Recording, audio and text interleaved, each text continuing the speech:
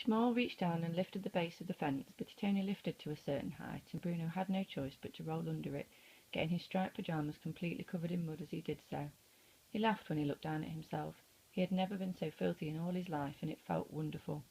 Schmall smiled too, and the two boys stood awkwardly together for a moment, unaccustomed to being on the same side of the fence. Bruno had an urge to give Schmall a hug, just to let him know how much he liked him and how much he'd enjoyed talking to him over the last year.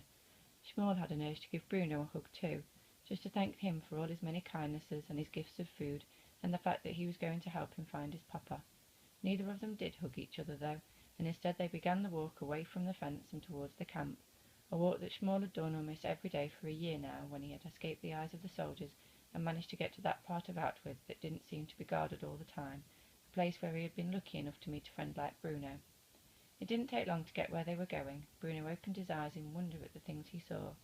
In his imagination he had thought that all the huts were full of happy families, some of whom sat outside on rocking chairs in the evening and told stories about how things were so much better when they were children, and they'd had respect for their elders, not like the children nowadays.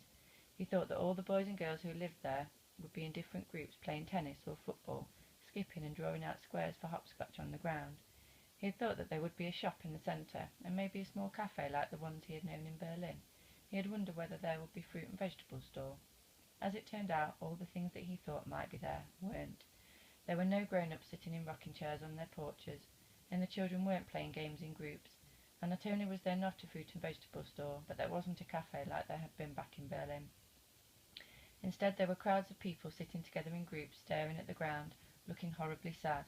They all had one thing in common. They were all terribly skinny, and their eyes were sunken, and they all had shaved heads, which Bruno thought must have meant there had been an outbreak of lice here too. In one corner, Bruno could see 3 soldiers who seemed to be in charge of a group of about 20 men. They were shouting at them, and some of the men had fallen to their knees and were remaining there with their heads in their hands. In another corner he could see more soldiers standing around and laughing, and looking down the barrel of their guns, aiming them in random directions, but not firing them.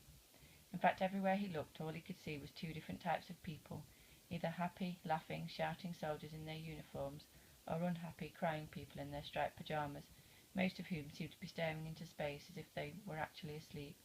"I don't think I like it here," said Bruno, after a while. "Neither do I," said Schmall.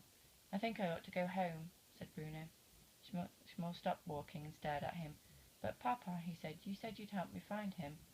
Bruno thought about it. He had promised his friend that he wasn't the sort to go back on a promise, especially when it was the last time they were going to see each other. "All right," he said, although he felt a lot less confident now than he had before. "But where should we look?" "You said we need to find evidence," said Schmall, who was feeling upset because he thought if Bruno didn't help him, then who would? "Evidence, yes," said Bruno, nodding his head. "You're right. Let's start looking."